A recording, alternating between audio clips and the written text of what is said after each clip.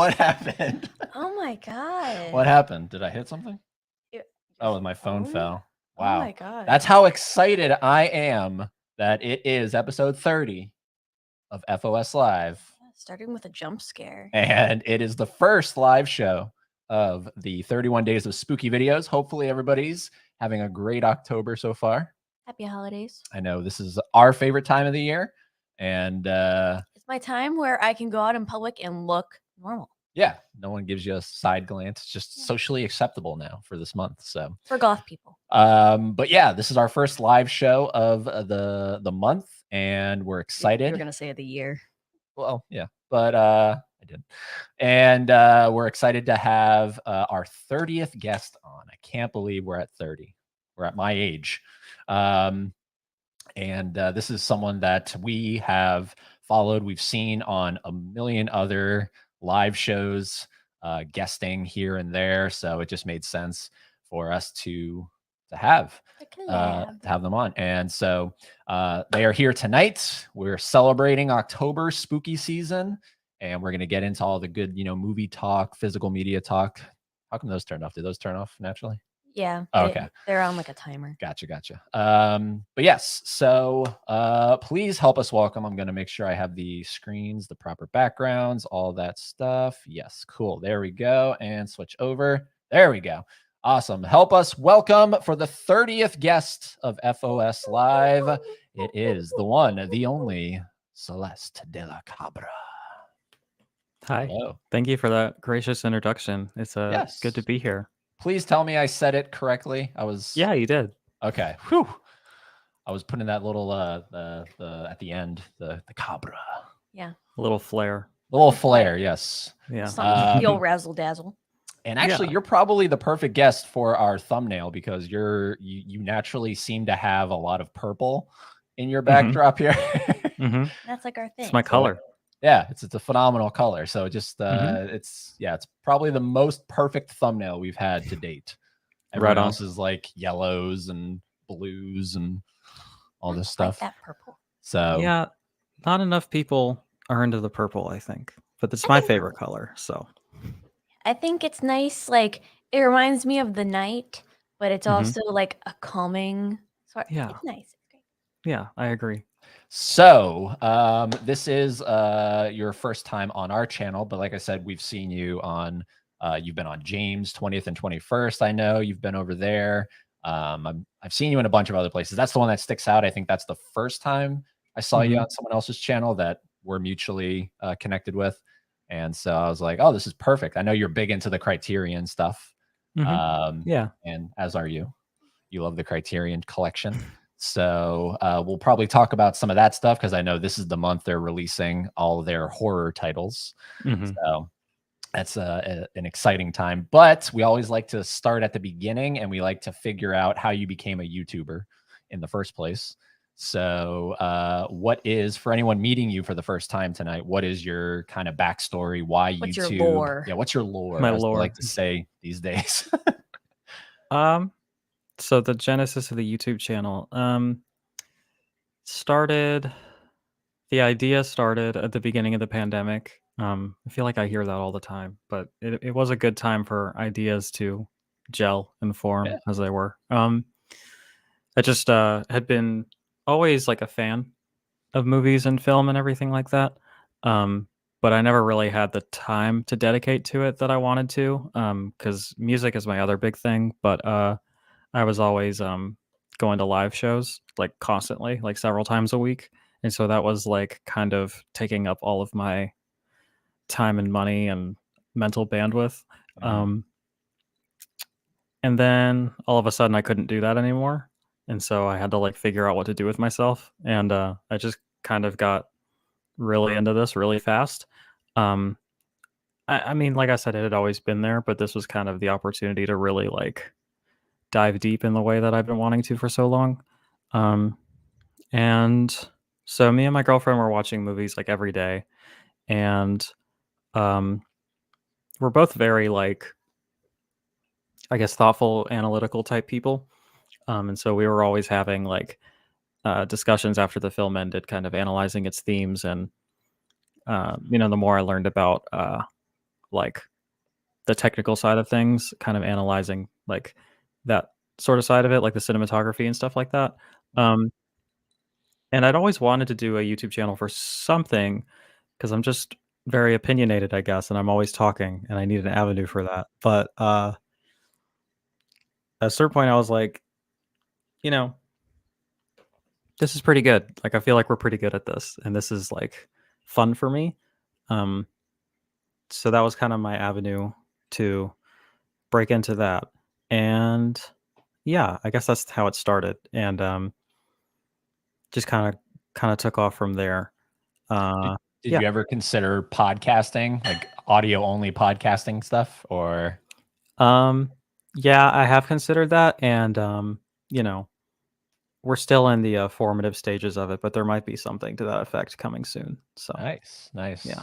Yeah, I know like that's a popular kind of avenue to go. It's sort of, it's either you're doing a channel, YouTube channel, or you do the podcast. Hmm. Yeah, there's like a plethora of both. So it's always hard to decide, which one do you want to fall into, Yeah. which category. Um, but yeah, no, that's it's refreshing to see because even though the pandemic was the cause for a lot of people starting the stuff, it's always neat to hear like, oh, okay, like that's why I got into it because I was cooped up, I Hmm. was stuck at home and I didn't want to go insane. Hmm. So we decided, let's do this thing. You want to still talk to people somehow. Yeah, it was Yeah. a wicked time, a wicked time. Yeah. I've said this to a few people and like shows I've been on, but like it's funny when the pandemic started and I couldn't go to see live music anymore. I like literally just had a bunch of time and money that I didn't know what to do with. And it's just like because like everything had centered around that. And I found something pretty quick.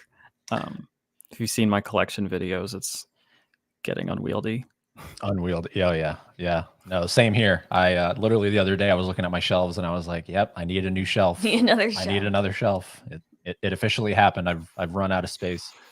Yep.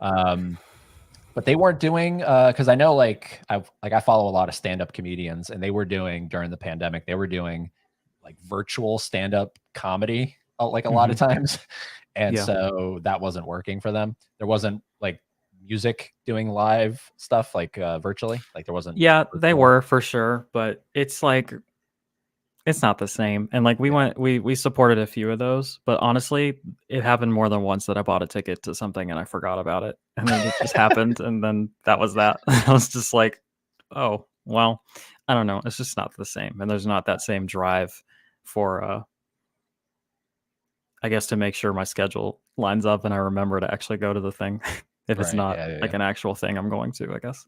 Yeah, no, Um, you can't beat it's The atmosphere, it's the it, environment. it's the physical media digital debate just mhm. with a twist. You can't replace going to a physical venue and put it Yeah. on your computer screen. You can't do Yeah. that. Maybe someday. Not yet though. Yeah, there is some talk on a like I know Howie Mandel. He's a big advocate for this like weird device that you can like patch people in like holograms.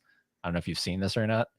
But like Mm-mm. he's like a big because he has a podcast, so and I listen to that and he has the actual device. You can put this device on a stage and you can patch anyone in that's like a anywhere in the Huh. world and it's like a hologram. Wait, it's like the vocal like things.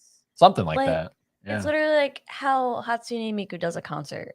Yeah. Yeah. Like if you don't want to Oh, yeah, yeah, yeah. like if you're John Carpenter and you don't want to go to Mhm. the Halloween convention, you can just patch Yeah. yourself in kind of thing. So I mean, that is where it'll eventually go. And like you said, maybe, one day that'll kind of be the way music is done. Maybe, I don't know. Yeah, I haven't gotten into the VR stuff, but I know I have friends who have like there's free concerts on YouTube that are like VR compatible and I've heard that they're quite good. I am a little skeptical of that, but I've never actually tried it, so I don't actually know. Yeah. This is Black Interesting. Mirror shit. Yeah. Mhm. Wait, That's what this is. processing. It's wild. Yeah. But, so that's how it started. So thank you, COVID. We can thankfully, we can say that. Thank you, COVID. Yeah. There's a positive thing that came out of that pandemic. It put you on YouTube and now you're just like kind of neck and neck. I think you're just a little over 1.15K when I checked. Yeah. So Right at that. Yeah. heck yeah. So Thank you. is there like for you, is there a sort of like a secret sauce that you've found works for you when it comes to trying to reach as many people as possible? No. No. For a second I was trying to get into like these channels that like try to teach you how to optimize your SEO and like upload times and thumbnails and stuff. And there's some good tips you can get out of that, but at the end of the day, I think that like I've never really thought about this before. I just kind of did my best to network with people that I found interesting and compelling and just try to be as consistent. It's been really hard lately, to be honest, but to be as consistent as possible with the uploads and making sure that they are good. Like, not to sound conceited, but like making sure that they're up to my standards. And like, mm, I'm I'm not really comfortable with like just putting out something if I don't think it's like as good as it can be. Mhm. And I think people, I mean, if they like what it is I do, they've come to expect a certain standard for it, and I try to make sure I live up to that. Um, yeah, I mean, there's other more cynical things you can do, like making sure that your thumbnails are really attractive, and like, um, I try to make sure that my videos look and sound good, so that like when you click on it, you're not immediately like, oh, good on that, because I can't even listen to this. Yeah. Um, so it's just kind of all of those things. I mean, it's a lot of work. I'm sure I don't have to tell you, but I don't know that there's a secret ingredient to it other than just, I guess, making sure that the quality is there and that The formula. Yeah. Yeah. making sure Uh, the quality is there and making sure that you're actually passionate about what you're doing. Because I think people correct. can tell. Like if you click on something and it's very obviously like this person is cashing in on a trend or like thinks that this will get views, but doesn't actually care about what they're saying. I think that people can tell, like they're not dumb. Um, so yeah, those would be my main pieces of, I guess, wisdom on that Oh, front. no, it's good. It's good. And like you said, you know, people can pick up on passion. Like I know I love watching certain YouTubers that are, very animated, very theatrical kind of sometimes with their, even if it's a live show. It's that's the stuff that I'm kind of drawn to, Hmm. you know. And the passion kind of falls in line with, you have to find your niche, and it's, looking at your channel, the criterion stuff, the fact that you've, well, we got blown out there. The fact that you've kind of zeroed in on like it looks like the horror stuff, right? Like that's you love horror. Yeah, I do really love horror. It's not. I do sometimes resist the um the idea that I just do horror content or like the being pigeonholed into just horror content. Because I do like so many different things. Like when people ask me what kind of music I like or what kind of movies I like, I have a hard time answering that question because it really isn't just one thing or even just one category of things. Like I like so many different things. Celeste, But what kind of movies do you like? I like horror movies. Yes. But uh, horror films are like the ones that speak the most to me on an aesthetic level, but also I think are the ones that are typically the most interesting and the most subversive because uh, I mean the idea is to be like is to already to like push buttons or to be extreme or to like scare somebody, right? So there's not this kind of expectation that you'll keep things uh I don't know, PG or like um too like I'm struggling a little bit, but it's like I think a lot of like the world as it exists is pretty scary, and I think horror films are in a position to be more honest about that than other Mhm. genres. Um, just That's a because good that's point. already Yeah. inherently built into the genre. Yeah, that's a good Um, point. and so that and like art house films are like the ones that really kind of speak to me personally. And then when they're combined, um, that's just like my favorite shit. Like that's yeah. So What would be some of the horror criterions that you would want to highlight?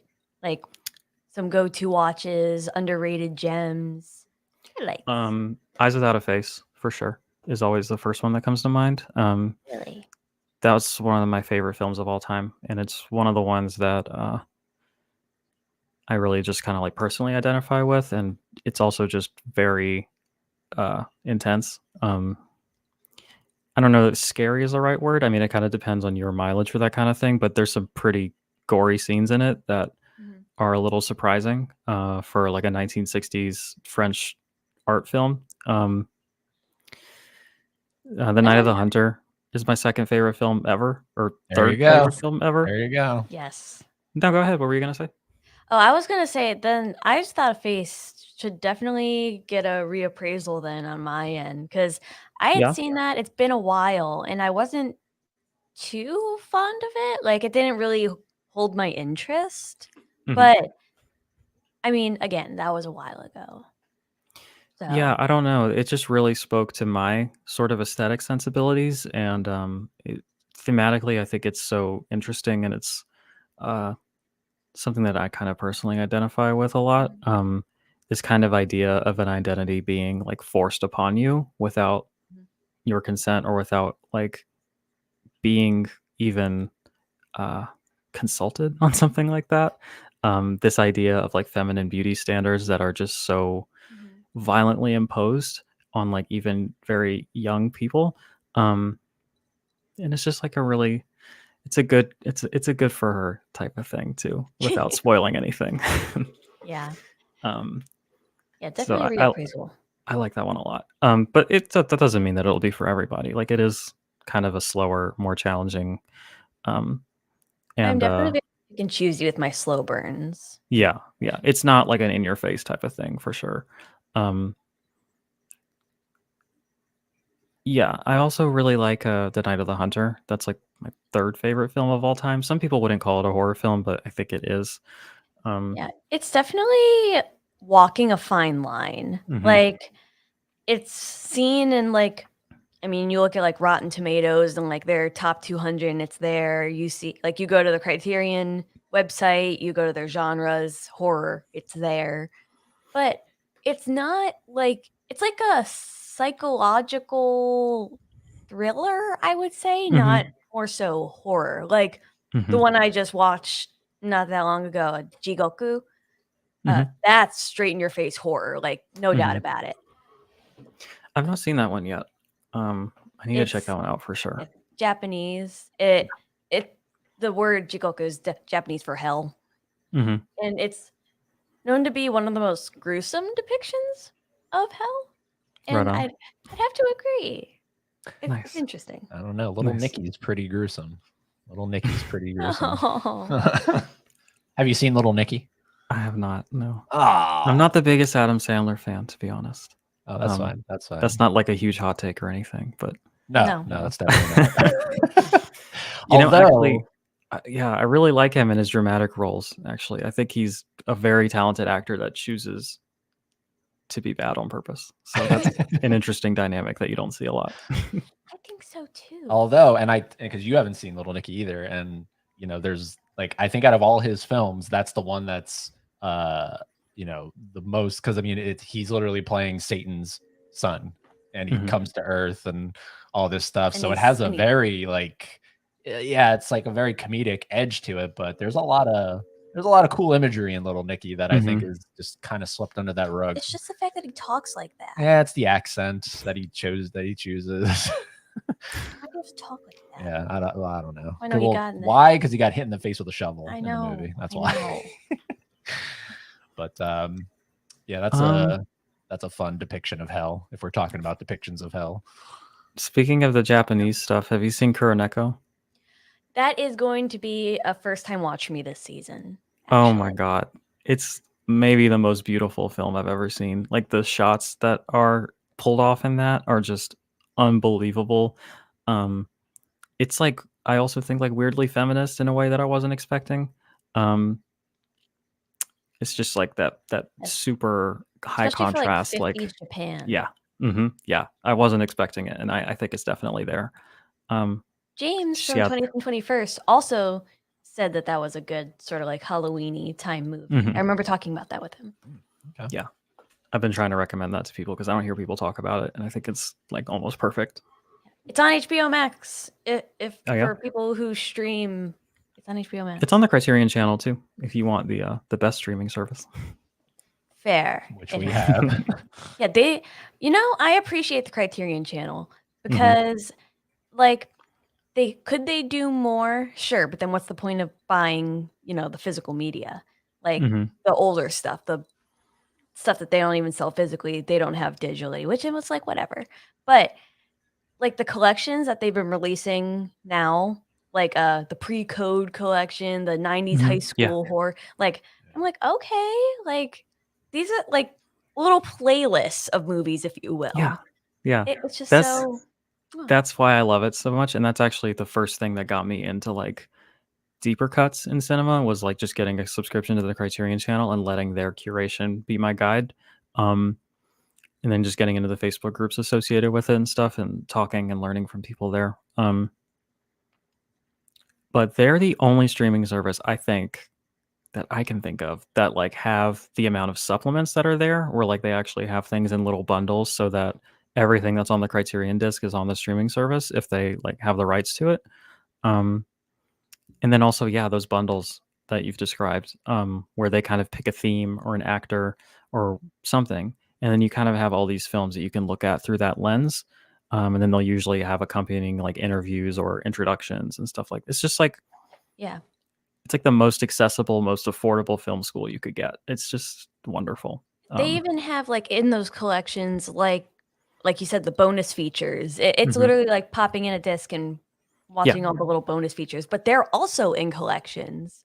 Yeah. So it's It's a little confusing to navigate at first, because it's so unique, but once you figure it out, it's really like such an invaluable resource. it is.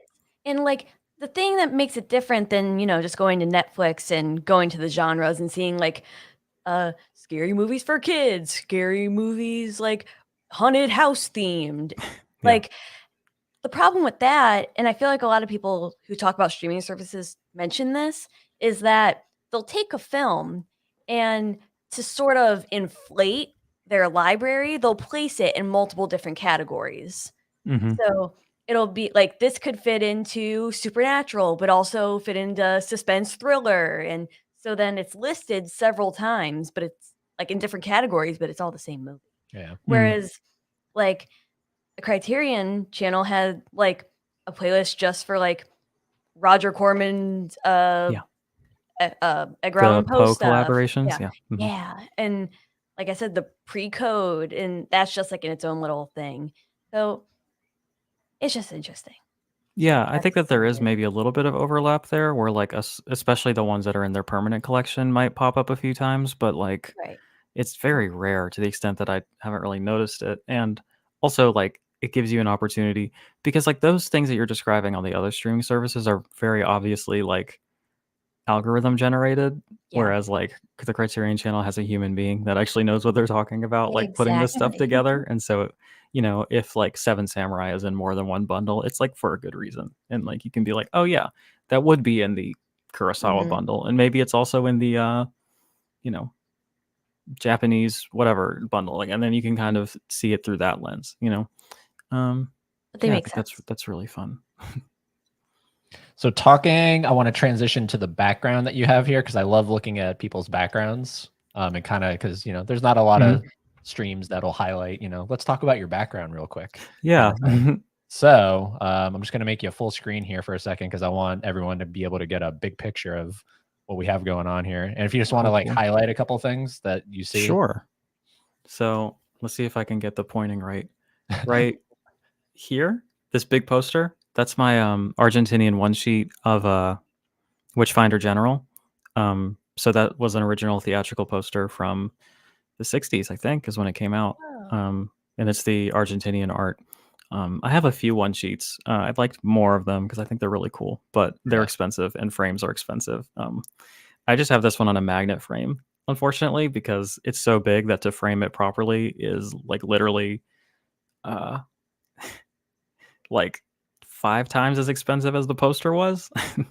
If you look for the pro tip for anybody who wants to collect one sheets, if you look for the foreign posters, they're usually cheaper, and I think they're usually cooler. Like I tend to like those better. Like that was only like $60 or something like that, which I think is pretty neat. Over here, this guy, that's my Acacia Strain flag, and we have a Cradle of Filth one and a Ghost one. There's some records up there that are framed, the Hotelier and Pharmacon, and they're both signed. There's a Slipknot poster there. And then we just have my books over here. And then on top of the bookshelf, there's some Godzilla figures, and then the Mae West poster from the Indicator box set. So those are books on the shelves. Those aren't Criterions. No. Where do you Okay. keep your collection? All my collection is downstairs in the home theater, kind of living room space. It's Gotcha. getting kind of unwieldy, as I said earlier, and I am out of space. So actually, you can't see it, but there's another bookshelf right here. Mhm. And I actually just have stacks of Blu-rays in front of the books right now because I ran out of space on the real shelves. So we need to get a new one and reassess. But that's what we're doing with like just the regular studio stuff, like the not special stuff. Okay. So yeah. How big of a collection would you say you have? So there's a few ways I can answer that. In terms of the number of titles, like the number of like actual like releases or discs or whatever, I think it's like 1,700 or something like that. But I actually have a letterbox list where I like actually list all the films that are like on the discs, and then I try to include like any major supplements like short films or making of documentaries and that kind of thing. That list has gotten a bit, I think it's at like 2,500 right now. So Wow. yeah, that's what we're looking at. That's crazy. You want to hear something even more insane? I've only watched about 52% of it. So Oh, I think it's only 52 of them. I was gonna say what? No. But that is Yeah, cool that I've letterbox only seen does 50 that. movies. It'll give you the Ever. it'll give you that percentage on those Mhm. lists. That's why I also keep a list on Letterboxd Yeah. so that I can look at the percentage of what I've watched. Let me actually get the exact number for you real quick. Let's see. I mean, Pulling it but up that's on more my- than half, so that's still Yeah. impressive. It is. As long as it's over half, I happy? feel yeah, I don't feel as much of a catastrophic failure or like I'm doing something horrifically wrong with my life. That's a very arbitrary number, but you know. Well, Okay, it's so the list, good because it's like if I feel like if it was like significantly lower, then it's like what would be the point of collecting yeah, at movies? that point it's like I'm not watching anything, and that's Yeah. not good.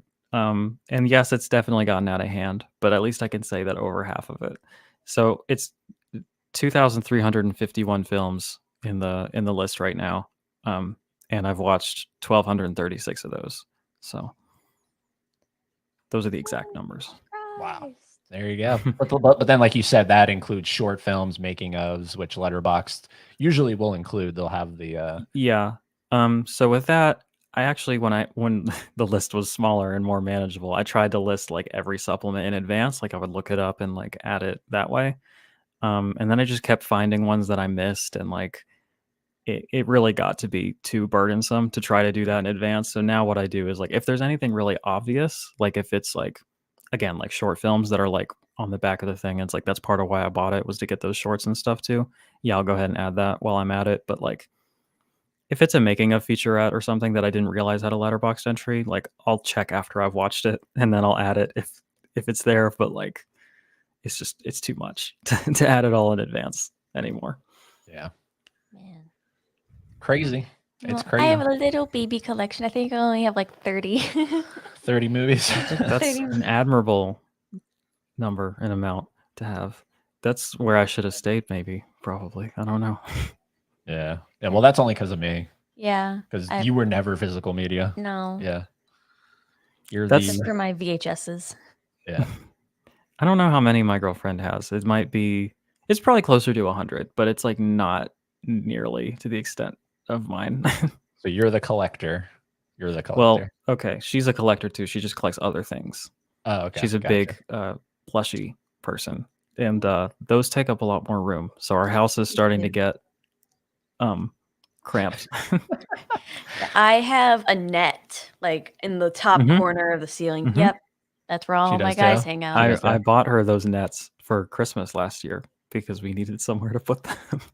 Yeah, they're very aesthetically pleasing. Yeah, but they you do know? look good on the. Yeah. It's a nice way to display them. I agree. If you organize them well. So Although- you see all their little And faces. she does. Although- She does. Yeah. Although I am just waiting for the day where we're sleeping and then all of a sudden just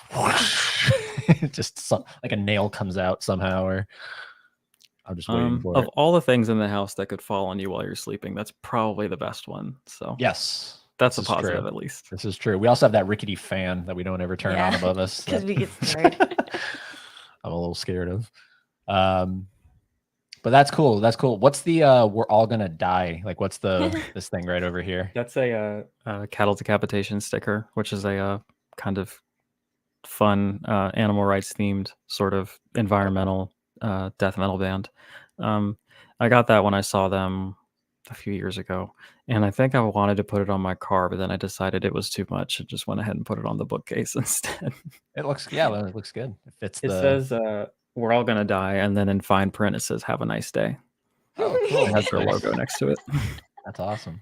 Have a good day. That's awesome. Go into the music because that's what that kind of came from. What is like if you like how on Letterboxd you have your 4 favorite films? If you were like if there was maybe there is, but if there was an app like Letterboxd for music and it's 4 favorite albums, what are you putting in that 4? Good question. You know, there's not really a good app like Letterboxd for music. RateYourMusic.com is the best one.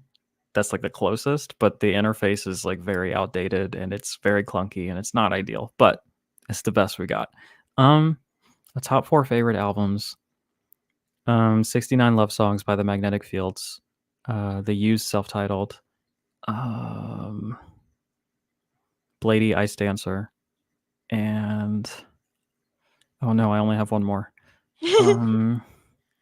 Shit, go back. Scratch. The Record scratch, Hotelier freeze Home frame. Like No Place Is There. Let's go with that. My answer you would be familiar different if with you it? asked me in 10 minutes. I'm not a good name person. I'm better if I hear it and I'm like, oh.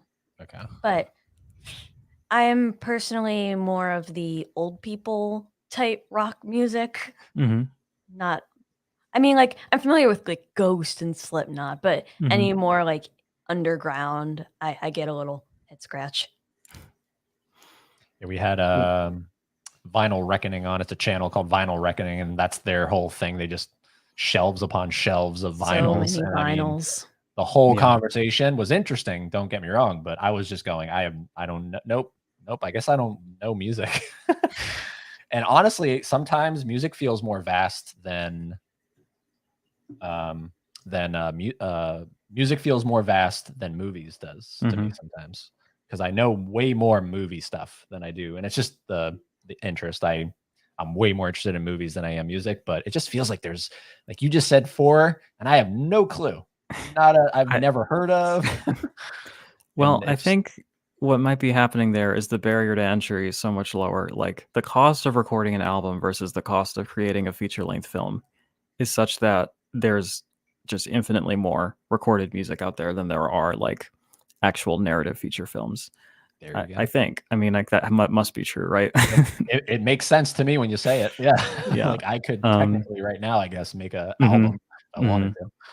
Yeah. So, And I mean, the barrier to entry for filmmaking has gotten a lot, like significantly lower as well. But I mean, unless you're just kind of talking about like a YouTube video that we want to call a short film, it's still a significant time and money sink that would go into creating a film, even on like an iPhone, right? So, Right. Yeah.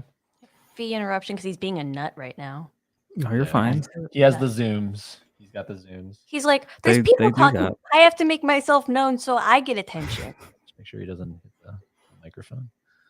It's like, you're not paying attention to me. Okay. You're paying attention to the computer. What? Yeah. You said you have cats. How many cats do you have? 3. 3. Names. Yeah. So we've Name drop. amassed a bit of a cat collection as well, I guess. Cat name drop. So they're in in the order that we got them, but also in the youngest to oldest, because we just seem to be adopting older cats as we go, I guess. Aw. The first one, the youngest, her name is Pluto, and then her older brother, his name is Bigwig, and then his older brother, his name is Oleander, but we call him Ollie. Aw, Cool.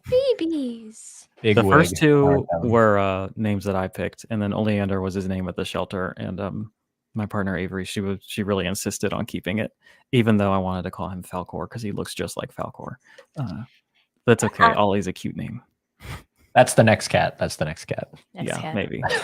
But Bigwig is from Watership Down, the book and the film, and then Pluto is from the Edgar Allan Poe story, The Black Cat. That's the name of the cat in that one. Oh, okay. No Disney connection there. That's a dog. I don't know, but it's Pluto, right? It's Pluto. That's also a planet. It's all. No, it was a planet, right? No, it's It's a a dwarf planet. It is a planet. I don't know. Eh. I know more about music than I do the planets. Astronomy, not my strong suit. No. Yeah, Felix was his name at the shelter. And I was hesitant because I was like, talk about cliche, man. Like Felix the cat. Jeez, Like that Dur. is so cliche. It's not even funny.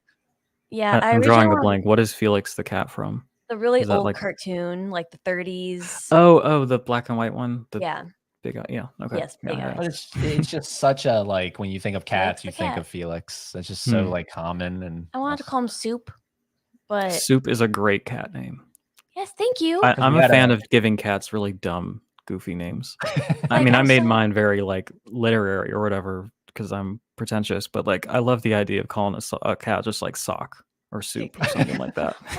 There's like this meme, I guess, going around like pet finder names, and you have ones that's like Ford F-150 for a cat, like just a bunch of all these cats with different names, like dryer lint, tax evasion.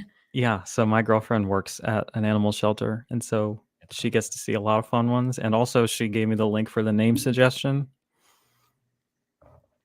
thing. So we've gotten a few good ones. Kurosawa was one of mine that I was proud of. that's a good Von one. Sternberg is another one that I was proud of. Heck A lot yeah. of directors and such things. Oh yeah, he's got the zoomies. He has to go away. He's munching on our cords on our computer. And it's so weird. I always say this. He doesn't do anything until we actually decide to do something productive with our lives. I mean, you were kind of joking, but I think it really is that your attention is diverted and they become jealous and or like want to redirect that attention. So yeah, 100%. It must be. Because he's been calm all day. So that's because it does totally- feel rather uncanny when it happens, you know. Yeah. Yep. Are you gonna put him in the room? Yeah. All right. Well, let us shift our focus. I like to kind of spend the first little half of the show kind of just talking with the guests, and then we'll shift on over to the comments from the guests that are joining us in the chat room. So, see who's here tonight, Right on. saying hello to us right out of the gate. Nadia, our great moderator and friend, horror and more. Heyo. Hello, and her boyfriend Kevin Mayo. Mayo. Hello. Another great moderator, Laren. What's going on, Laren? Some of these names you might be familiar with because they're in a lot of other other those movie streams. Zoomy cat. Zoomy Cat, yes. Laren, hello. Good to talk to you, man. Tony's Movies and More. Hey, Ed, Haley, and Celeste. Hello. Has everybody enjoyed their pumpkin spices? Yeah, are you a pumpkin fan?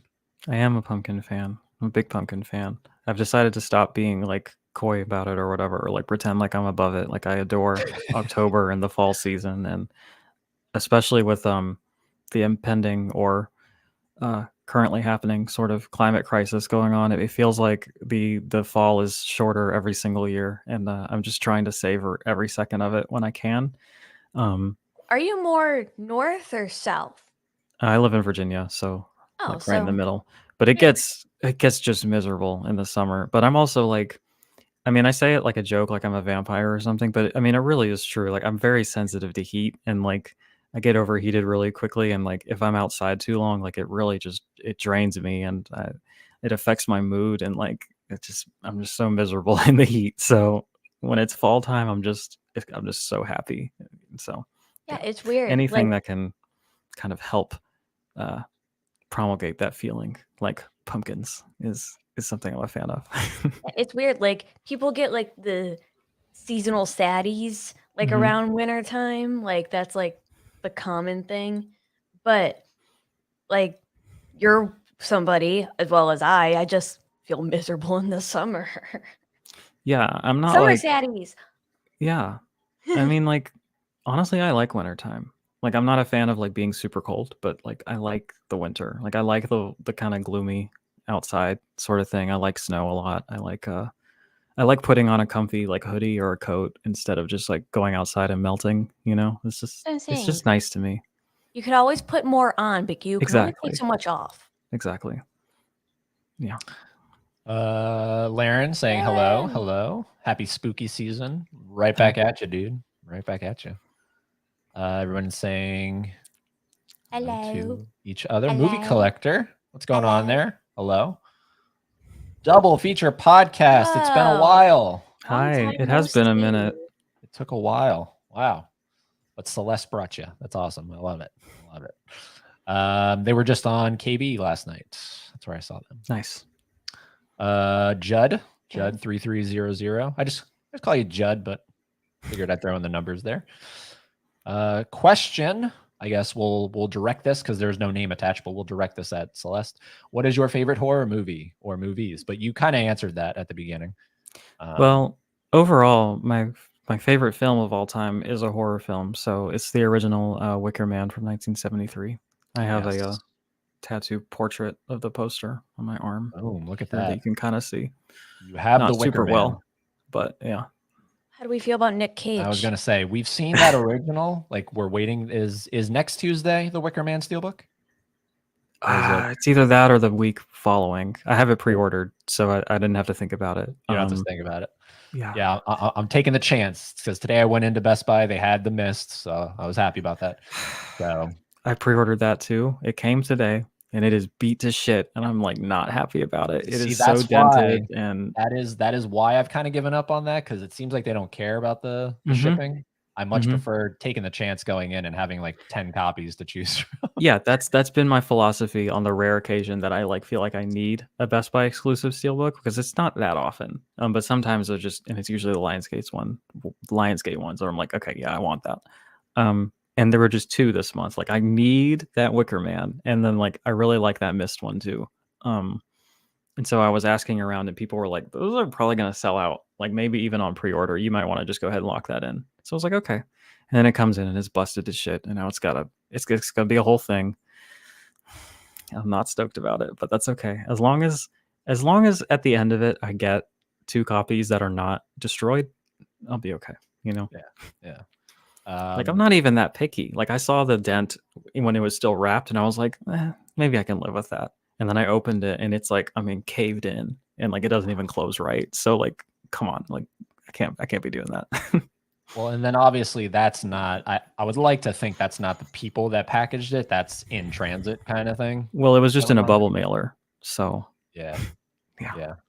So, but yeah, back to the question. So we've seen that original Wicker Man. Cage. What about the bees. remake? What about the bees? I think we want to check it out this season.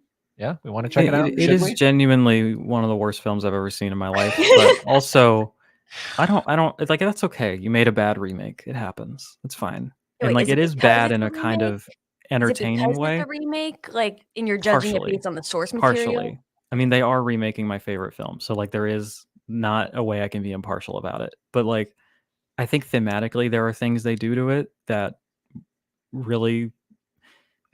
So like the original is very much like a. I don't know. There's a lot of commentary in terms of its treatment of gender and religion and all these things.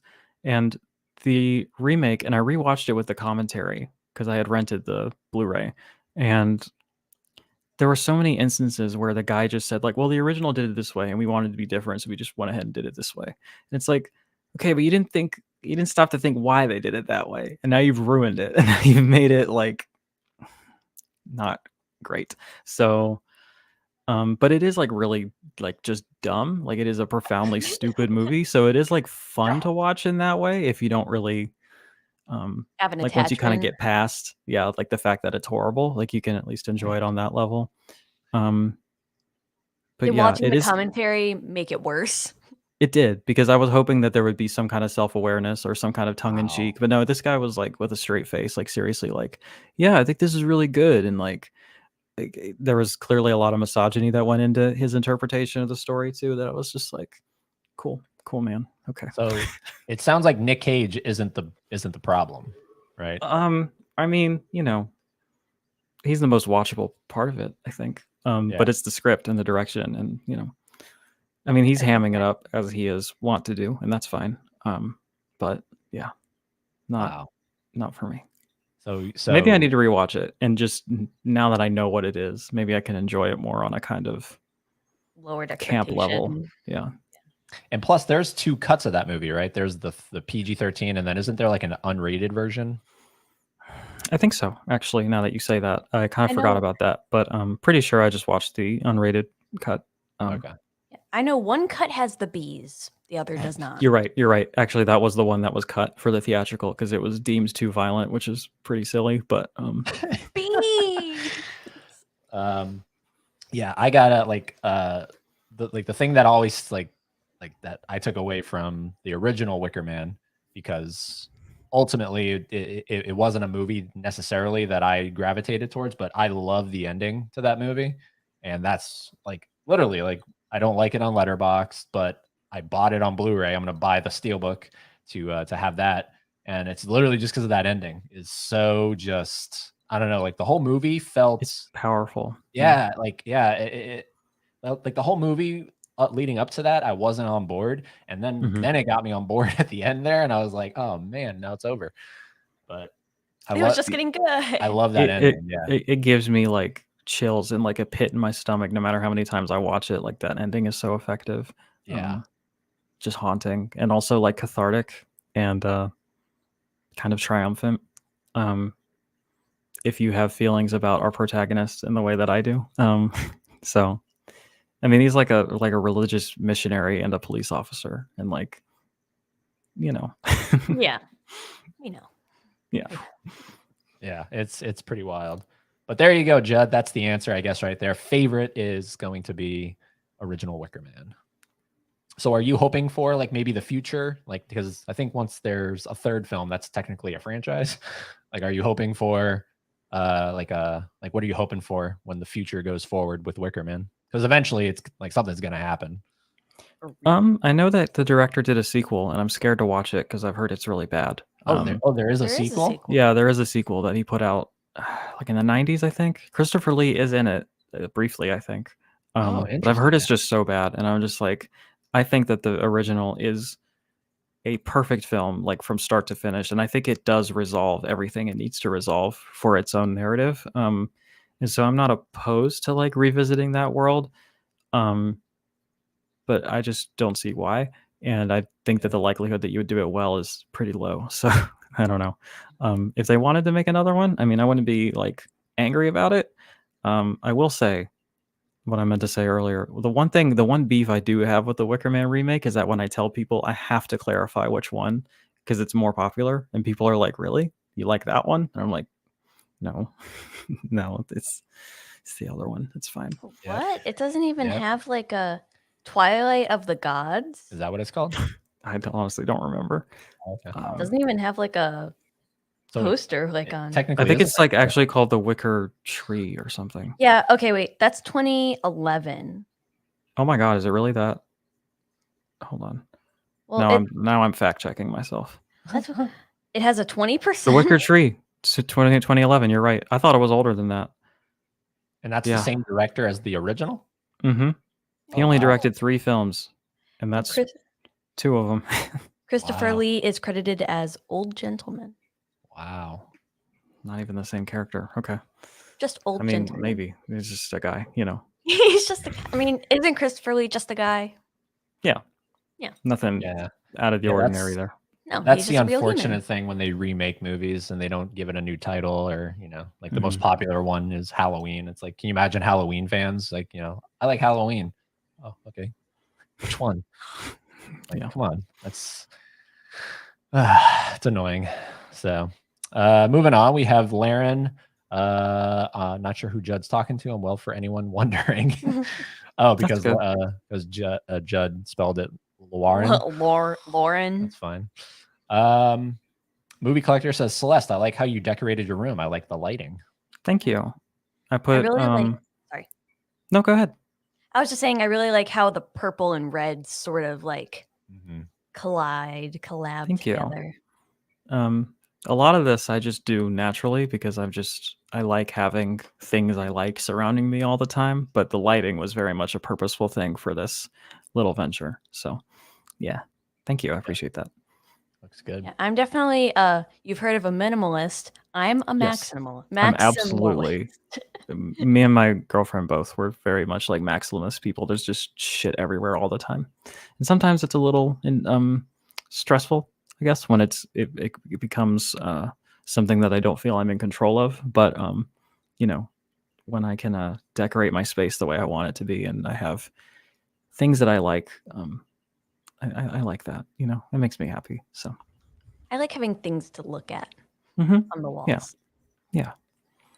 Movie Collector also follows up. Celeste, what got you into horror? So I wasn't allowed to watch horror movies for a long time when I was younger. And then my cousin kind of was like pushing me to get into it. And I was kind of like actually afraid of them because I just wasn't allowed to watch them. So they were just kind of like this scary entity that I wasn't familiar with. And finally, when I was like, I don't know how old I was, 15 maybe, something like that, we watched a few. And I was like, oh, those weren't even scary. Like, that's fine. And then that just kind of became a thing that we did. And whenever he came over, we'd watch horror movies. And yeah, I mean, given the person that I am and my aesthetic sensibilities, and like, I feel like horror movies are like the metal music of film. Like, it's kind of that very macabre, very dark kind of like freak shit that like the weirdos are into, so I kind of like gravitated to it more naturally, I think. You A lot remember of your parallels first in there, I horror think. movie? Yeah, it was The Strangers. Oh, And then after that was Paranormal Activity. Heck I yeah. think. Two solid movies. yeah, Two right. solid. I didn't like The Strangers at the time because I was going into it expecting to be very scared, and it didn't scare me even a little bit. And so I was kind of like, "Oh, you failed at your task." But I rewatched it recently, and I got to be honest, I still don't love it, but I like it, and I do think there's a lot to appreciate about it, and I think it's interesting, like thematically, even though and actually, I do think it's scarier now than I did when I was younger. I was And gonna I say like it's a have my own very place and stuff. I was gonna say, being a Uh, homeowner. Yep. There you go. I'm not a homeowner, but I do value like my own space a lot, and the idea of that being invaded or otherwise made to be a place that isn't safe is actually quite terrifying to me. So yeah, Just because you're home. yeah, well, it's ironic because it doesn't have, the big hulking bad guys that you would associate with being scary, but it's the most like rooted in reality. Like that could be like that and Paranormal Activity are pretty well, The Strangers thematically is very, it could happen to anyone just because you were home, not because you were uh, going crazy on a beach with Because you're rich. because you're rich, whatever. And then Paranormal Activity, that real, I believe that happened to them. That was real. Like it was based a lot with their shoestring budget and everything. Yeah. It's very Yeah. realistic. Not Hollywood. yeah.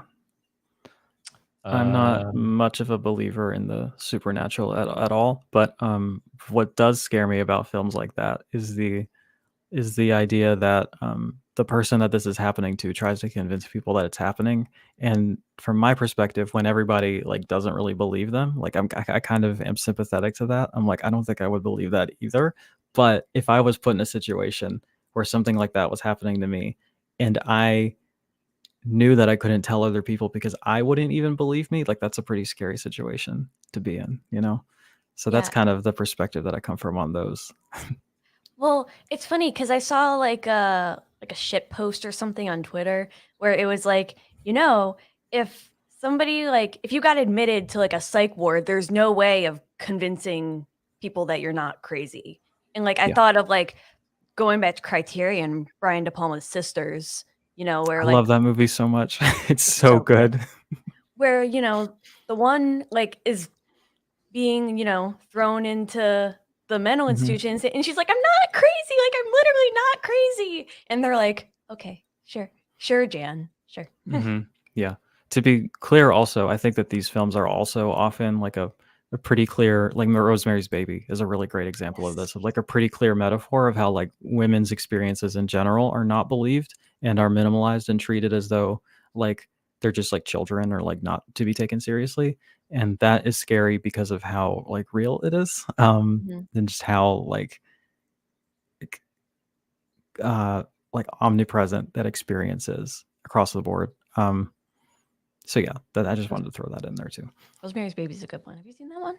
I love that movie so Yeah, much. we'll have to watch that. It's one of my So like good. perfect 10s, probably my Really? top 25, something like that. Yeah. Yeah, the ending is what got me. Like, I was on board for the whole thing, but like when it got to the ending, it was like I need more. Like, Mhm. I appreciate where it left off. Leave it to the thoughts, but it's like I need an epilogue. Like, where's the post credit scene? I don't know. It is based on a book, and I haven't read it, but I do have it. Maybe the book goes further. I don't know. Speaking to what we were just talking about, a really nice modern one, and it goes also to the talking about how we can film stuff very readily available today.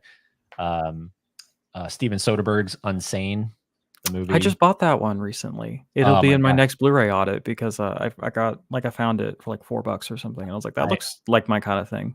I think you'll really enjoy that movie. Yes, I think you're really gonna.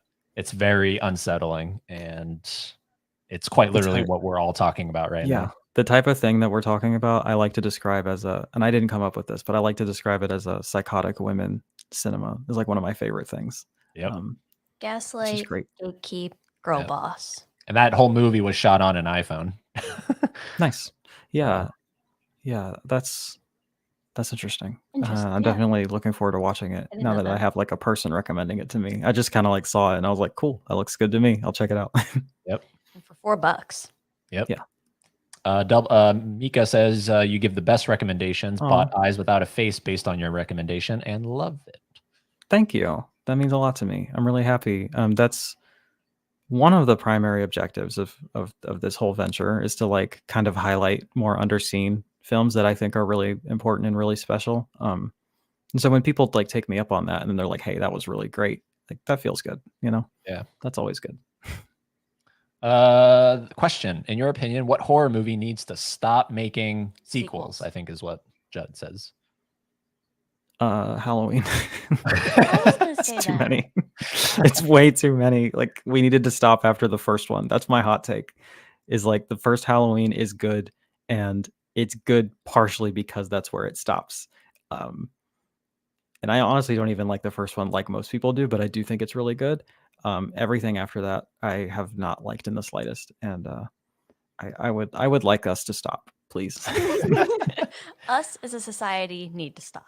Well, I think they just announced at the convention that happened over the weekend, the 45th. They announced, I think a video game is in the works, Okay. and something with television. So they're going into the Well, television. I'm realm. under no illusions that I'll get my wish, but you know what? I try not to be a hater, and like I know there are so many people who love it, and I'm happy for them that they get more of it. It feels so cynical to me, and just feels like nostalgia bait, and like recycling the same thing over and over again just kind of irritates me. But like, hey, if that's what you love, more power to you. It's just not for me. And I do think that, whether we think about it consciously or subconsciously, we tend to forget that this is like however small of a group of people this is how they make their living. So it's like, Malik Akkad, I don't think he wants to go into retirement anytime soon. So he wants to, keep this thing rolling, and we're always going to roll our eyes like, oh God, here comes another thing. But to him, it's, That's what it is. That's his job. He has to keep this thing alive. You know, you can't just let it. Halloween ends. No. It doesn't Halloween end. doesn't It end. does not end in the slightest. So it's a double-edged sword because I agree with you. It's sort of just, man, how long are we going to beat this horse? You know, but Oh, I have a second. You know what? I'm not going to say it because I haven't seen the new one and I've heard that it's really good. But after I Watch watched it. Scream 4, I was Oh. like, this is too much. Like, I get it. We've done it so much at this point. Like, this whole meta commentary, like, it got so on the nose by that point. And I haven't seen Scream 5 or just Scream, as I think it's called, but I've heard that Scream 6 is really good. And I do want to see it because I really like New York City movies. So Well, hopefully first- that renews my faith in it. at first I thought you were gonna say Saw because you said the new one, and I was like, hey. I will not So- accept I mean, talk about. that. I will not accept that. I mean, No. Who? There's But- a lot of them. Speaking of Scream, I also agree that one needs to sort of like chill out, especially because they just announced that the next Scream is taking place during Christmas. Okay. All right. Sure. Yeah, what is Whatever. it? Scream 9, 8? It'll be 7, I 10? think. No, 7. 7's already out. No, I will say for 6 Saw, is already out. I Oh, do kind of think that they're not very good. Like, I don't think that they're good movies, but I will say that that formula is very conducive to like pumping out new ones because you can just kind of rework that formula in new and creative ways. And I will say they're fun to watch, even if I don't think they're particularly good. Like, they're very, they're good for like when you don't want to like think too hard and like you just kind of want to watch something silly and depraved at the same time. Like, I like that. And I actually liked Jigsaw, the what is it, the 8th one or something like that. I Yes. actually thought that was pretty good. So yeah. Thank you. Yes. Better than Saw X. I haven't How's seen that? it yet. I haven't seen Uh, the last one either. Spiral? Don't Yeah, I have haven't to. seen it yet. It's so goofy and not even in a good way. Goofy in an annoying way. Like in the same way that like I hate when Adam Sandler does like those weird voices. That's how I feel. Like it's not even laughably bad. It's just painful. But Yeah. I don't know if Laren's saying this because I'm wearing it, but currently Terrifier has not worn out its welcome. But unfortunately, I also think that it will become what we're talking about here right now at some point. They can't unfortunately keep it out of trilogy. But yes, I am very excited for the third Terrifier. Are you? there's a third. Yeah, I liked the first two. I liked the first one better. I thought it was like I think the second one got a little too ambitious and like way too long. But I watched it again with the director's commentary, and like he is clearly like very passionate about like the actual characters and like the world he's built and everything. And I do think that it comes from like a genuine sort of thoughtful place, and it's not just kind of like cynically churning out whatever. Like he clearly has like an overarching story mapped out. Now, once that kind of ends, I'm not sure if he's going to have more in the tank or if he's going to kind of let the cynicism take over and just kind of run it on autopilot, as it were. But as of right now, like I think both of the films are very good, and yeah, I'm definitely like, I don't know if excited is the right word, but like when the third one comes out, I'll definitely watch it. So Have you seen All Hallows Eve? no, I haven't actually. I've been meaning to. But I I'm did see seeing- the original short film, the original. Terrifier. Was it called Terrifier or was it called All Hells? It's like a 10-minute thing with like a gas Yeah. station or something. I thought that was pretty nasty too. Yep. Kevin wants to know what's a one sheet? Why is it different than a poster? Oh, a one sheet just means that it is like the actual theatrical poster that was like put up in movie theaters or like subways or like, well, they're different kinds. The poster people will come at me for being like not super accurate, but like in general parlance, a one sheet means it's from the original theatrical run. It's an original promotional poster. So it's not like a recreation. So obviously, depending on what film you're looking at and what country you're looking at, like an original one sheet of like Alfred Hitchcock's Vertigo from the United States will run you like $4,000 or something. But if you're into the weird stuff, you can find some good ones pretty affordably. It's outside. It's outside. She's hearing a noise at the door. It's one of the strangers. It's literally like it was freaking me timely. out. How timely, right? Let's see here. Movie collector. I like physical media because of the DVDs and Blu-rays. You get trailers, behind the scenes. Streaming services don't have that. Well, except for Criterion. Except for Channel. Criterion. Except for Criterion. Yeah. Darvin. Hello, Darvin. Hey, Darvin. What's up? It's good to see you. Yes, yes. I believe a new face to the channel. So I believe you. She has definitely been on most, if not all, of my like personal streams, and she is usually in my comments and stuff too. So good to see you. Awesome. Likewise. Thank you for being here. Celeste, do you have a favorite Universal monster? Dracula, easy. Wow. There's look at only that. one right answer. Look at that. There are wrong answers. Gilman. Yeah, Gilman. The creature from the Black Lagoon. I love the creature. That's my my other girlfriend. Her favorite is the creature from the Black Lagoon. She just adopted a new cat, and that my name suggestion was creature because she's such a big fan. So I now especially have a soft spot for it. But yeah, Cute it's and Dracula, easy. No, but I hate Fishman. Yeah, it happens. Darvin, I'd say album of the year is the most similar to Letterboxd, but that community is atrocious and gives the site a bad rep. Are you familiar with that album of the year? Sort of tangentially. I think I like looked at it, and it just maybe it was the interface or the way that they structure their site or something. I don't even remember because it was so long ago. It just didn't connect with me. And at this point, I've put so much time and effort into my Rate Your Music profile that I'm kind of like I'm sinking with that ship, so to speak. So we're just sticking there. Hell yeah. Wait, Celeste, have you listened to the new Swans yet? No, I haven't. I know. I'm sorry. I love Swans, though. It was a great band. Thoughts on Taking Back Sunday and Silverstein? I think both of those bands have at least one perfect album each, and I've seen both of them live, and they're like really incredible. Unfortunately, both of those bands also aren't that good anymore, but their like prime records are like pretty untouchable and some of my favorite albums of all time. So, How many concerts have you been to? Do you think? I've seen well over 1,000 bands at this point, but in terms of actual shows, I think it's like 250, something like that. It's probably closer to 300 at this point. Yeah. Are most of those in your area, or do you travel too? Well, I do travel. It depending on how much I want to see it, or like how like if it's like a once in a lifetime thing. Like I've gone to Chicago. I think it's probably the furthest I've gone for a show. But living in Richmond, we do get a lot of good shows. But then also most tours, like if it's something I really need to see, they usually will have a DC or a Baltimore or something that I can actually like if I really put my mind to it, even do on like a work night, just drive up there and drive back. So yeah. Yeah. Are you a Warped Tour fan?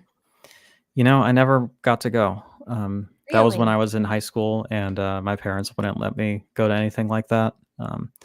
Just kind of missed me. So, but honestly, the idea of seeing like a bunch of 20-minute sets in like 100-degree weather actually kind of sounds miserable to me. So Yeah. It's hear me out. It's like you're at this big sort of like it's outdoor, yeah. I think so. Venue. Yeah. And you have like 20 different bands playing all at the same time. All at the same time? All they're at the same playing? time. And you like the whole point is that you're like it's sort of like a It's like a flea It's market. like a or traveling something? festival. yeah.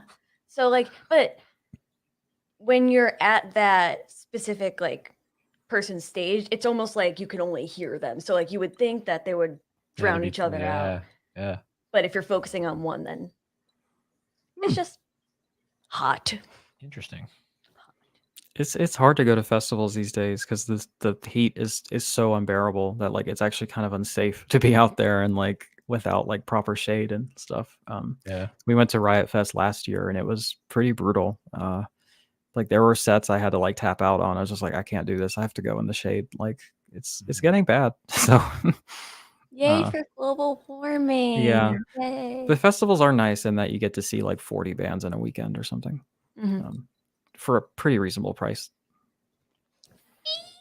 Everybody saying hello to Felix. Movie collector. I used to have one of the Rob Zombie's albums. He's better his singing is better than his directing. That is another artist I've seen live, and his live show is very good. It's very theatrical. It's very like fun, kind of like haunted house carnival type shit. I'd love to see him. I like his music about as much as I like his movies, which is like I think they're both fine, but like his live show is very good. Cool. Yeah, he's someone I would like to, because I kind of really like him as a filmmaker, Mhm. and I vibe with his music for You sure. really like him as a filmmaker?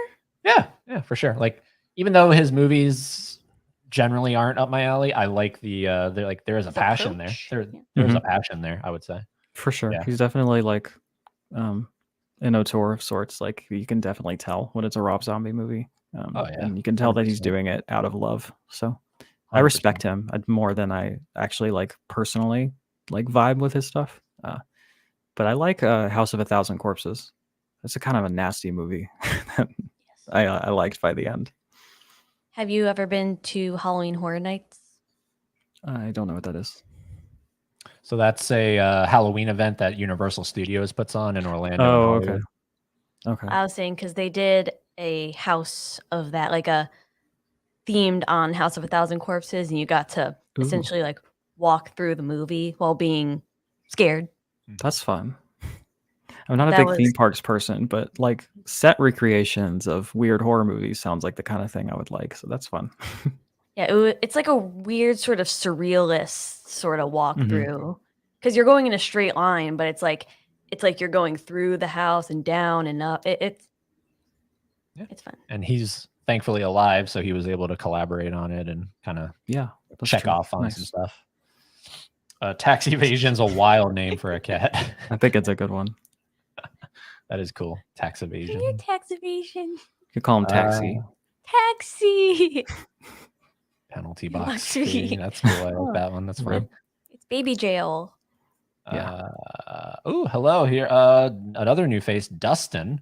Dustin's is a very good friend of mine and supporter of the channel. Heck So thank yeah. you for being here. Likewise. Thank you. Sick Appreciate this. hippie. And then we have another new face, Film Wow. Nut. That's Oh, Tony. man. He's in Australia. Holy moly. Wow. He hosts the Imprint podcast that I guested on to discuss The Wicker Man a few months ago. Nice. Wow. He says, best guest to have is your 30th. Originally, Celeste was going to be 29. And then I think because we were going to do this, and then that hurricane came There's a through, hurricane, yeah. Mhm. and then I was like, we have to reschedule. And then I had once we realized we were going to do the 31 days of spooky things, I was like, oh, this is like, we have to, even though I don't want to pigeonhole you, it just kind of makes sense from an outsider's point of Yeah, view. yeah. No. That's I don't mind leaning into the horror thing. I just don't want people to have inflated expectations and think that that's like all I'm going to talk about, you know. But it is Yeah. like my vibe and like my favorite thing. So Heck Yeah. yeah. That's sort of like us. yeah, Nadia agrees with you. The sun drains me to the core. Indoorsy gal. Yep. Outdoorsy gals. I'm sorry, I can't go outside. I'm an indoor cat. exactly. I hate the heat. Yeah, you're hard pressed to find people that like the heat. I don't know, like There are people who do, and I genuinely feel like I'm talking to like an alien when I hear people say like, "Oh, I just love summer. I just love the heat. I'm gonna miss it." I'm just like so miserable listening to this person like talk about how much they like it, and it's just so foreign to me. yeah. But I'm sure other people think I'm crazy when I'm like, I don't know, I kind of like the cold. Like I think it's kind of like I really like Christmas too, and it kind of makes me think of Christmas and just like holiday season and kind of unwinding to the end of the year. And it's just, and I like bundling up and feeling cozy. So I kind of like the cold. Heck yeah. Heck yeah. I have Christmas pants on at the moment, actually. Yeah, you do. Right on. Movie collector's about to see Saw X. All right, have fun with that. You will have fun with that. Fun with that. Film Nuts telling us to not watch the remake of The Wicker Man. I think he likes it even less than I do, which is saying something. Well, see, here's the good thing. We're not emotionally attached to that original. That's true. So I think we're going to have just a slight better time watching it. I do think it is objectively like a bad film, but it probably won't offend you in the way that it did for me. Well, I actually think it has like a 13 on Rotten Tomatoes or Yeah. something. Yeah. But it's like Nick Cage. I have to see him put his whole like balls into his movies. I just True. have to. He is known to do that. So Darvin saying that's somewhat similar to what Spike Lee did with Old Boy. yeah, I've not seen that, but I've heard pretty rough things. Yeah. He doesn't even seem to like the remake. Yeah, that's the one. Josh Brolin, Elizabeth Olsen. He didn't like his own remake. He decided to remake. Well, Forget it. like David Lynch doesn't like his Dune. Like sometimes things get away from you, or studio interference, or just outside pressure, or you just don't feel like you're able to achieve your vision, and then it gets panned, and you're just kind of like embarrassed by it, you know? And I actually think that it takes, like, I don't know if Spike has done this, but it takes there's a bit of respectability there if you actually can disown your own film. Mhm. Like if you can actually go, yeah, it's not good. Nope. Yeah, I kind of appreciate that when a filmmaker Yeah. does that. some honesty there, some self-awareness, you know? Yeah, exactly. Watching Salo when I was way younger kind of What do you changed my mean way life. younger? I think it would have to. Why Like would you do categorically, that? definitionally, I don't think you could be the same person really at any age before and after you see that film, but especially that young. Define way younger. Yes, Darvin, if you feel comfortable, let Why us would know. you do that? I don't know if it has a really rare out of print 4K. I have the Blu-ray. I assume that's what you have. Yeah, I just had the regular Blu-ray. I didn't know if a 4K existed, honestly. Yeah. That would be interesting since it's an iPhone film. Yeah. Well, iPhones can shoot in 4K. iPhone can. I think Well, they this can. was- Yeah, they can. But this came out, I think, before that. This was like 2016, I want to say. Yeah. Is that 4K? Was that around? I mean, either way, you could upscale it, but Yeah. yeah. Mama Blu-ray, what's up, Bonnie? Hi, Bonnie. Hello. Another face we have not seen in a while, but love to see it. Stop with the Scream movies, please, Laren says. They also need to pull the plug on the Conjuring universe, not going to lie. Yeah, I think that has run its course as well. Yeah. Yeah, that's a hot take I have. The fact that The Conjuring is in itself is overhyped, and the universe does nothing to aid in my liking of it. I think the original's pretty good. The second one is like a borderline like Catholic propaganda film that I don't care for. And then past that, it's just pretty diminishing returns. They are like, well, the third one is awful. The third one is just like very. We go beyond like Catholic propaganda, and it's just kind of like a bad Christian movie at a certain point. Like it's not great. But I mean, yeah, I don't know. It with so Annabelle's many just different goofy. ideas, you'd think they could come up with something decent, but yeah. Annabelle's goofy to me. I hate the way that Mhm. she looks. Like, and the Nun, I can't expect any less. Like I haven't seen them. I can't expect any less of the Catholic propaganda. Yeah. So the first nun, or the nun character, appears in the second film, and I actually think the design is pretty scary. I grew up Catholic too, so there's something there. Me too. And Us too. yeah, I'm sure that went really well for you guys too.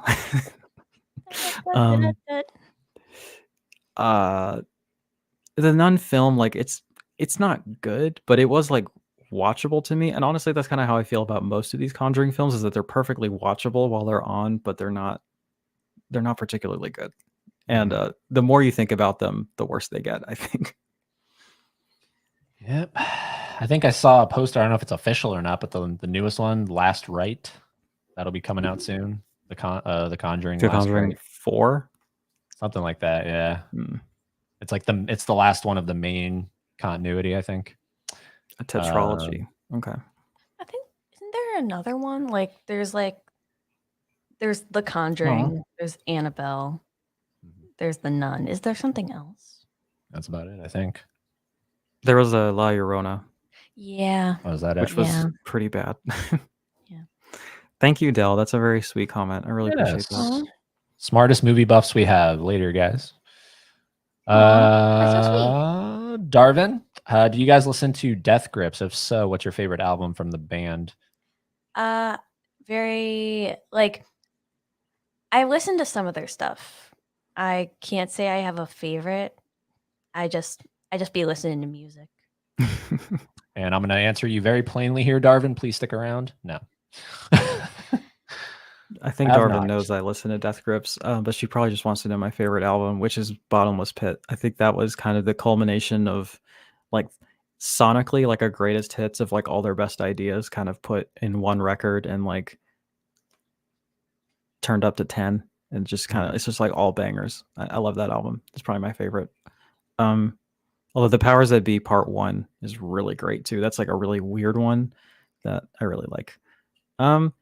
Bad Omens, I think I've only listened to like a few songs here and there, and it didn't like immediately connect with me, but it is something that, well, like with music, I really don't feel comfortable offering an opinion on a band unless I've sat down and listened to at least one of their records from start to finish, and I haven't done that with them. So I don't want to confidently be like, they're mid, or like, it's just not my thing, but like, it's not a band I've given a proper chance yet. So Okay. I agree. Like, when I say like I listen to things like and I don't have a standard opinion, it's mainly because like I'll just throw on like Spotify has like those mixed playlists that'll like, oh, you've listened to a lot of music that sounds like this. Here's a bunch of stuff that also sounds like this. And then I'll just put that on while I'm doing my schoolwork.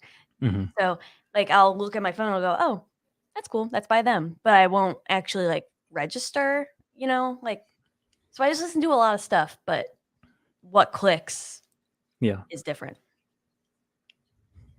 And then Dell is sending us the clapping hand, or look at the clapping on the little tiny one, saying bye, I guess. Right on. Film Nut, I love you. Lords of Salem is, I think, Rob Zombie's best film. I think that is his best film. Have you seen Lords of Salem? It was interesting. Yeah. It didn't fully work for me, but I did think it was interesting, and I thought I had some really good imagery to it and some interesting ideas. And it's the most because most people, because then some people could rebuttal, say, no, the Munsters. But when I say this, it's the most non-Rob Zombie movie, right? So the Munsters is obviously the most non-Rob Zombie movie, just from a rating point of view. But out of those horror films that are the hard R kind of thing, the Lords of Salem is, if like take Sherry Moon out of there and show that to me, I would not have guessed that that's Rob Zombie. And I think right there, you've already succeeded, because you've gotten rid of that thing that's followed you that most people don't like about your stuff. Say it's white trash. Yeah, like a lot of his movies are really white trash. Like, that's what it is. Like there's no two ways about it. That is kind of his vibe, isn't it? It totally is. Yeah, 100%. Really, the only thing like white trashy about Lord of Salem is Sherry Moon's hair. Yeah, like she needs take a shower or something. But the white girl dreads. Yeah. Not the ramen noodles. And I think I think when he went on Joe Rogan's podcast a few years back, he even said, he likes that. He likes the white trash stuff like that. He likes that because he grew up in that. So, but yeah, I the minute Lords of Salem ended, I think I turned to you and said, that's my favorite Rob Zombie movie. Oh, okay, here we go. Around 13. What do you mean? It could have been worse. I honestly thought you were gonna say like 8. But 13 is probably still too young to watch something like that. Probably an adolescent. Yeah. Wow. There you go. Do you know the movie? No, I don't know what we're talking about. I'm just kind The of 120 Days of Sodom. Yeah. It's definitely a Criterion, and it's a Criterion. Definitely a film that was made. Okay. It's actually one of my favorite films of all time. And I'm not saying that as a joke, but it is like very, very disturbing and out there, and it's something. That's like saying like Antichrist is like your favorite film of all time. I love Antichrist too. but it's I don't know that it'd be one of my favorites, but I thought that film was amazing. Like, I thought it was really fascinating. It's just odd. Like, not saying that you're wrong, but it's just like the group of films that are just like odd to say are favorites, or like I'll leave it at that. Well, they're not entertaining or particularly enjoyable, but I think that they're really well done, emotionally impactful to me, and I guess that's what garners well a good made film. and like crafted, and have interesting things to say, like interesting ideas behind them, which is kind of what I gravitate towards. when I think about my favorite films. So It's like a good movie, no matter what it is, makes you feel something. mhm. Whether Yeah. that's a good feeling or a bad feeling. Like, because it is like a certain craft Yeah. to make somebody feel something I a would say certain that way. that's know- not entirely true because the Wicker Man made Celeste feel miserable. But that's still a feeling. But then Yeah, you're saying but you're saying that's a good movie. Yeah. Well, it succeeded in some It's supposed respects, to make I think, at it's that supposed to point. make you feel that way. I don't think it Yeah. was supposed to make diehard fans of the original. I do think it miserable. was a failure in that regard, but well, it was. I did get something out of it because of the emotional reaction I had to it. Oh. I was gonna say something. I don't remember. The worst movies are the ones that you just forget, like out of your mind. Yeah, because they completely don't. unmemorable. You just Um, feel nothing, good or bad or neutral, nothing. Oh, I was gonna say, I think films like Antichrist leave people feeling very confused, and I think some people think that if they feel confused by a film, that that's a bad thing, like that the film has not succeeded, or like maybe they just didn't get it. But I think that feeling confused is a perfectly valid and sometimes rewarding emotion to have after watching something, and then taking the time to kind of analyze and digest it and try to come up with some understanding out of it, or even just accepting that you don't understand it at this time and revisiting it later. Like, I think that that's a valuable experience too. I love movies that make me feel hollow. Yeah. Like, you know the one meme where it's Well, like, you'll love Hollow how Man. did you feel in gym class today? Good, hollow, or bad? Are you That's gonna how I laugh feel. at my joke? No. Do you like Hollow Man, Celeste? That's Paul Verhoeven, right? Yeah, Kevin Bacon. I've not seen it yet, but I'm a big fan of that director. So Oh, it's okay. on my watch list for sure. All right. Insane, and then followed up with Unsane. Shot on an iPhone 7. So there's definitely no 4K there, I don't think. That's basically a brick at this point. Yeah. Matt Walls, where have you been, my good Yeah, man? Where wow. have you been? Typically, you're in here earlier. Hello. Good to have you Hello. here. I don't know why Unsane would need a 4K. Yeah, I don't know why a lot of 4Ks get 4Ks, but you know, they do. Like the Texas Chainsaw Massacre. I don't understand the point of updating that to 4K. Like the crappier you can find a copy of that movie, that's where it's So- at. So I think that there's something definitely to be said for like that kind of grimy, like low res experience of watching something like that.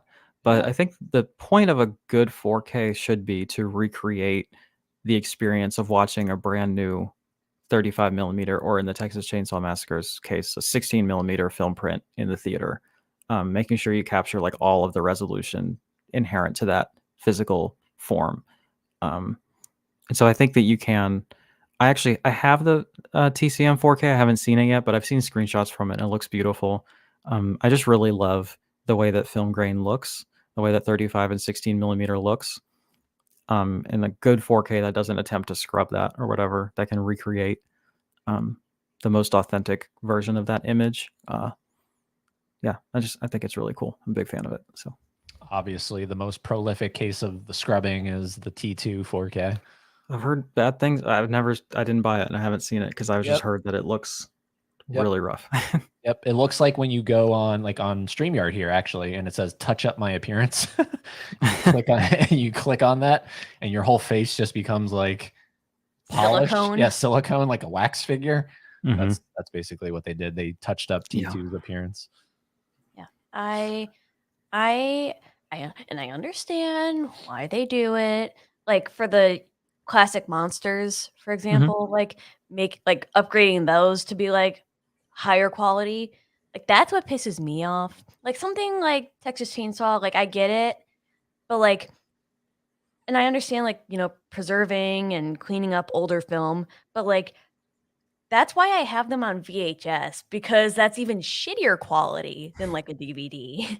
Because like the static, the grain, like there's a lot of like because especially like with those older films, like the grain and like the little like lines that you see, like that's like dust, hair, like human things that come with making a film that makes it creepier, but it makes it more human. And I really connect with that. And it's like you're upgrading it and like cleaning it all off and polishing them all up. Like, I don't need to see Boris Karloff's pores. Like, I don't know. That was supposed to Yeah. get that was supposed to get released today. That brand new 4K set. That was like a Yeah, I saw. you saw that, and then Yeah, it got delayed. they delayed it to February because of quote an Yikes. unforeseen packaging issue. Yikes. That's a rough one. So Yeah, I do have the Universal monster films in 4K, and I think that like especially older film like really benefits from again like that what I was describing. Like you still get all the film grain on those transfers. It's just like the most true to the original source as possible. But I actually do think there's a place for both. Like I think that the VHS experience is one that you really can't replicate, and it is kind of unique to each person because it's so like that medium deteriorates and it's just so wholly unique, you know. So I like having the option for either one. I don't actually have a VHS player though. I kind of want one. But yeah, I'm a fan of older films in 4K too. Just as long as we don't like this revisionist thing to like clean it up too much. Like I think that once you get to the ceiling in terms of what the original camera negative can offer you, that's probably where we should start. But film restoration is a really interesting and kind of nuanced thing that I think is really fascinating. And there's definitely more discussion there, but that's kind of the TLDR for my thoughts on that, I guess. it shouldn't have gotten a 4K for the same reason why Inland Empire didn't get a 4K release. Bottomless Pit is fantastic. Indeed. I think On GP is the best Death Grips song, honestly. Do you agree? I never really got into that song like other people do. People say I hear that opinion a lot, and maybe I need to listen to it again. But my favorite Death Grip song is Billy Not Really. I love that song. There we go. Hear it. Oh, Lauren, I totally forgot to remind you. Yes. So Laren asked this to every guest Every on single one. All Fans of 30. Something Live. So here you go. I'm not even going to read it. I'll let you read it. Carpenter film. Let me pull up his filmography just so I'm not forgetting anything, because it probably is The Thing, but I will go ahead and give already you a jumped the gun runner-up. on that. Let's see. Everybody either says Halloween or The Thing. Lauren wants something else. He's Yeah, specific. it's The Thing. If I had to pick a second one, probably Escape from New York. I've actually not seen as many of his films as I probably should have. There you go. There's Laren. definitely some heavy hitters that I'm missing, but I like Christine. Escape from New York a lot. Christine. I'm not seeing it let's yet, see here. but I do have it. If you want to see an outrageous Criterion, watch John Waters' Multiple Maniacs. Yes, that is on our watch list. We've seen I love female... that movie so much. Yeah. Well, right now, currently, my favorite is Female Trouble. That's It's a great film. God, that wow. What were you just What a telling movie. me about like a museum? So they're doing over in California, the museum of the Academy Museum. They have like a exhibition going on, the Pope of Trash, for John Waters. And it's I'm all a huge John Waters fan. yeah. And Multiple Maniacs is my favorite. So. Really? Yeah. Interesting. Is it polyester that has the smellograph or Yeah. whatever? That one. I also picked up Serial Mom. I'm looking forward to that I one. love Serial Mom. Pecker, because I like Edward Furlong. That one I haven't seen yet, actually. You haven't seen that one? Okay. Yeah, that one I'm kind of curious about. Obviously, Hairspray. I want to see the original Hairspray. Hairspray's great. Yeah, that one I want to see. Pink Flamingos is probably essential viewing with a lot of trigger warnings and caveats aside, because it's a pretty rough watch. But Oh, Mr. Eggman. Oh, Mr. Eggman. Yeah. Definitely a film. Yes. They are films. Yeah. When you said that John Waters was supposed to be somewhere, but we couldn't go, what was that? At the Sunray Cinema in Jacksonville. Oh, yeah. Yeah, we're going to be in California, so we could go. Fortunate enough to see him here in Richmond. He did a little stand-up thing, and then they did a screening of Pink Flamingos afterwards. That was a fun time. He does stand-up comedy? Mhm. Oh, wow. Yeah. I did not know that. I got it. He was selling signed editions of his books there too, so I got a couple of those. Hell yeah. Yeah, he just got his Walk of Fame star. So good for him. And Deserved. he said, crazy. "I'm closer to the gutter than ever before." Yeah. So good for him. Good for him.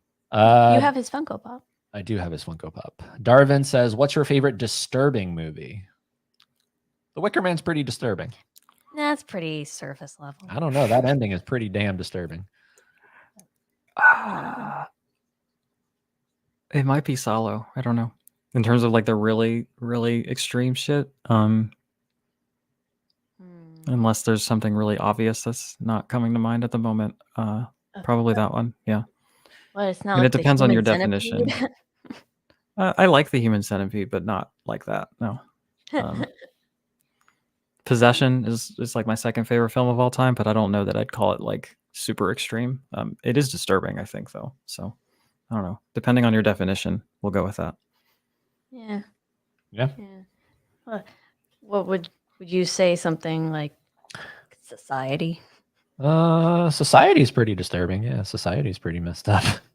Yeah, I'd have to think about that. Like my definition of disturbing is, I think, maybe a little different. Like to me, 1 hour photo is pretty damn disturbing. Then you have like the August Underground type stuff. That's, I think, even too much for me. Like I'm just like not interested in seeing that. But Or knowing me, one day it'll be on someday. or Necromaniac. I've been meaning to see that one. Yeah. Yeah. There are certainly films that exist in the world that we live in today. That's true. At least a handful. Yeah, definitely a few. At least 10. Yeah, so Yes. it seems like the grain is definitely still intact, as Celeste and Film Nut are saying here. So maybe check it out. I don't know. Maybe pick up that set once it comes out in February. They do benefit from being watched in VHS quality. Yeah, for sure. I watched the Blair Witch Project on VHS semi recently, and that was a pretty good one for that format, I think. Sweet. Cannibal Holocaust. That is, I think, the most disturbing film I've ever seen, but it wouldn't be my favorite. I do really like it, but that one, like, I had a hard time with it. Like, I had to stop a few points and like take a break because I had a hard time with it. Yeah, It's very odd. Like I could watch things like, you know, let's just say Saw, for example, where it's like obviously fake, but like humans being mutilated, if you will. Can I say that on YouTube? I don't know. But yeah, you'll be fine.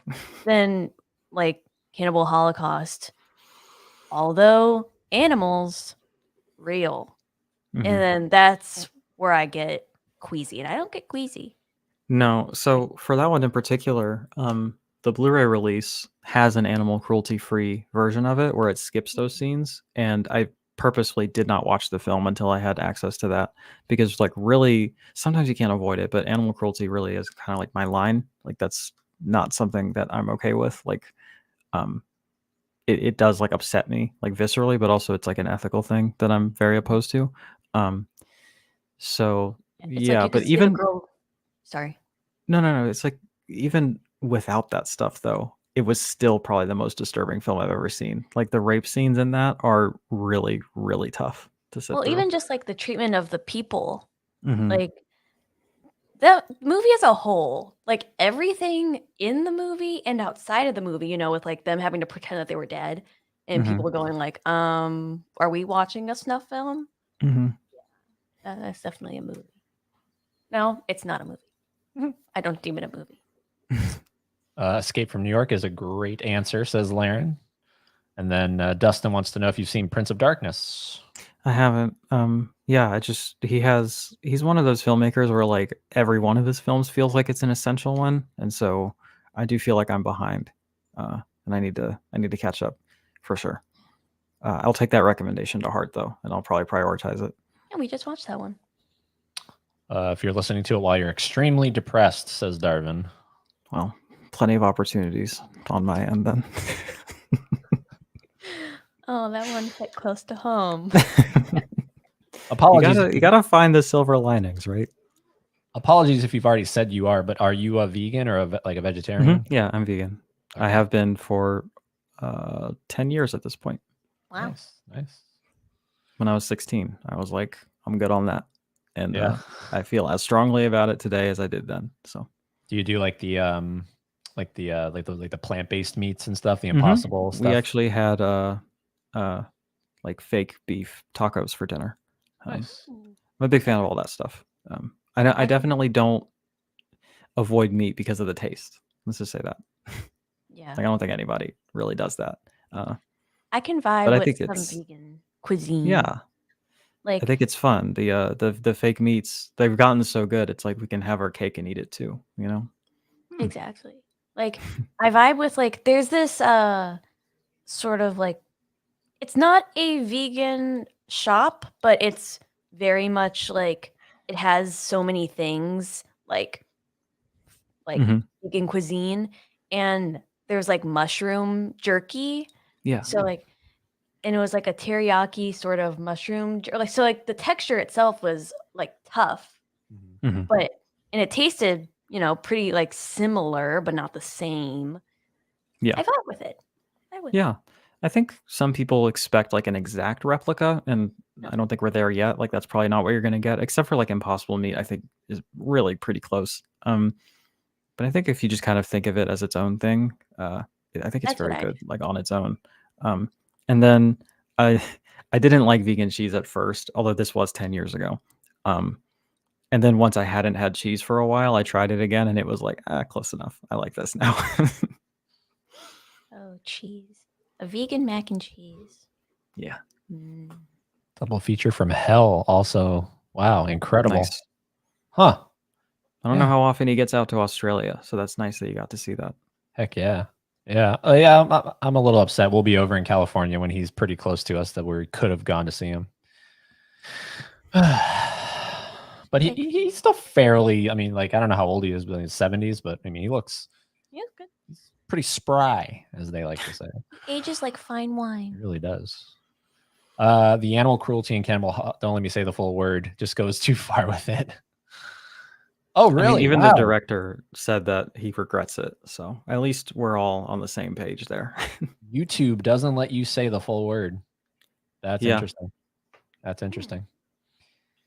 I think, I don't know if you would deem it disturbing, but you definitely walked out of it. Green Inferno. Oh, that's my least favorite movie of all time. Eli Roth's Green Inferno. Well, that's just a rip-off of Cannibal Holocaust, so I wouldn't recommend it then. yeah. I haven't seen it, but yeah, that was just his, like, let's call it a homage, politely, how for would- the cannibal thing. Yeah. I need to know what goes on in somebody's brain that makes them go, all right, like, I understand you're a horror person, but what makes you sit down and go, this is it? The one move, like, assuming that every director goes in, like, thinking that this is going to be their magnum opus. Mm-hmm. Cannibal Holocaust remake, reimagining. It has its fans, and apparently Yeah. Eli is one of them. Yeah. That's what it is. Yeah. I watched it with those scenes included. It makes it a lot worse. Yeah. I imagine it does.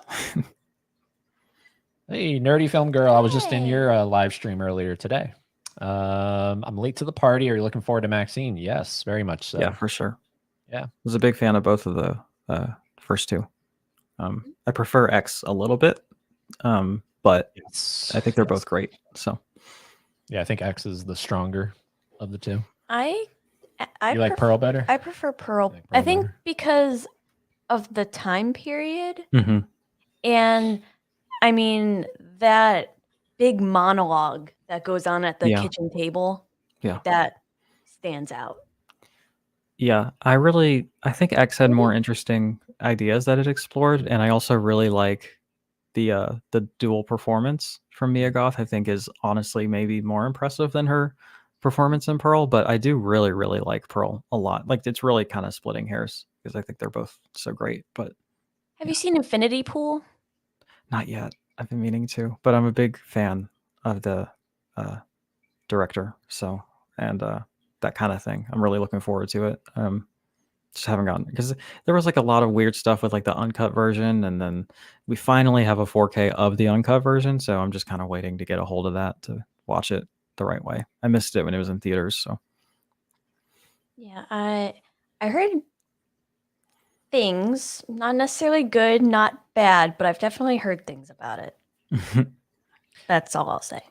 One of the things, because I maybe you've only talked about it once when we talked about Pearl, but something that I really, because I'm not too big on that film, but one of the things I took away from it was that I love, because it's a prequel, the fact that the violence in that movie is very minimal.